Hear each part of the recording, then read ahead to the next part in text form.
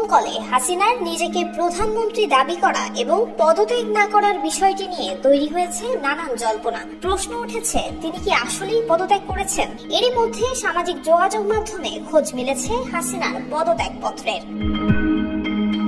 মহামান্য রাষ্ট্রপতি বরাবর ওই পত্রে হাসিনা লিখেছেন, আমি গভীর দুঃখের সঙ্গে জানাতে চাই যে সাম্প্রতিক বিক্ষোভ এবং সংঘর্ষের প্রেক্ষিতে যেখানে ৩০০ জনেরও বেশি মানুষ প্রাণ হারিয়েছে এবং আর কোনো প্রাণহানি এড়ানোর জন্য আমি পদত্যাগের সিদ্ধান্ত নিয়েছি।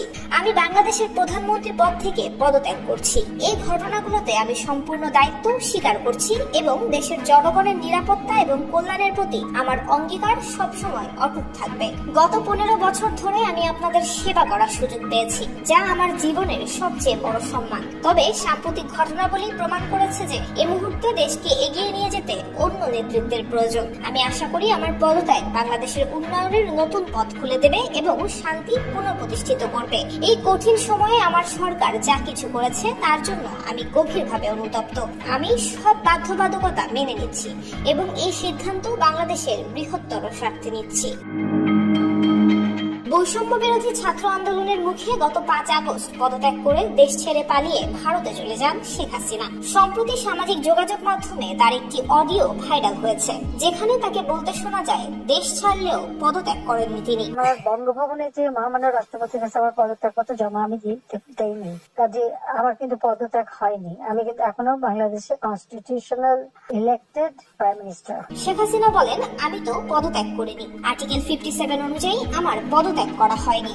নিরাপত্তার জন্য আমাকে সরে যেতে হয়, কিন্তু আমার পদত্যাগ হয়নি। বিষয়টি অনেকের মাঝে কৌতূহলের সৃষ্টি করেছে। যদিও শেখ হাসিনা পালিয়ে যাওয়ার পরে রাষ্ট্রপতি জাতির উদ্দেশ্যে দেয়া তার ভাষণে বলেছিলেন, প্রধানমন্ত্রী শেখ হাসিনা আজ রাষ্ট্রপতির কাছে পদত্যাগপত্র জমা দিয়েছেন এবং আমি তা গ্রহণ করেছি।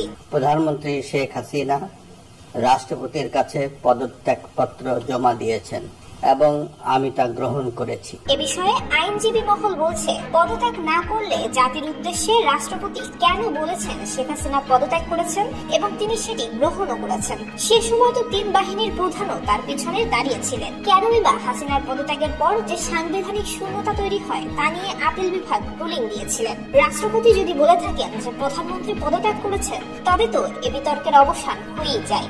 এটা জরুরি নয় যে প্রধানমন্ত্রীকে হাতে হাতে রাষ্ট্রপতির কাছে পদত্যাগপত্র জমা দিতে হবে।